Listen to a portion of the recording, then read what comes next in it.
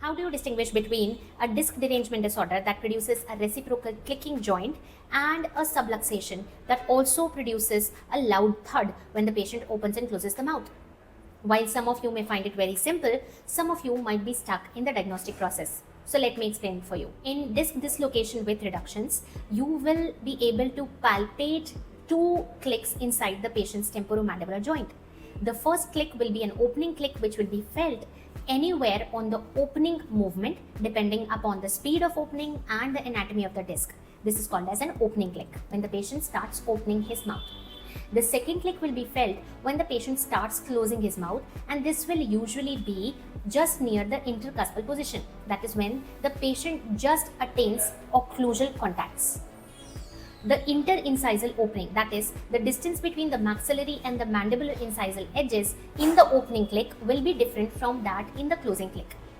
If you find so, this is a disc dislocation with reduction. In a patient with subluxation, however, the first or the opening click will be felt only at the maximum opening of the jaw.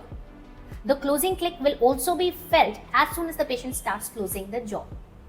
This click would rather be called as a thud because it is such a loud sound that you will be able to hear it from a distance. The clicks in disc derangement disorder, however, are neither audible nor perceptible.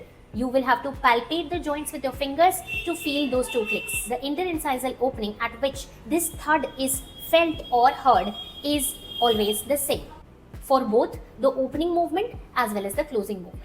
The reciprocal clicks in disc derangement disorders will not be very loud, so you will not be able to hear them from a distance.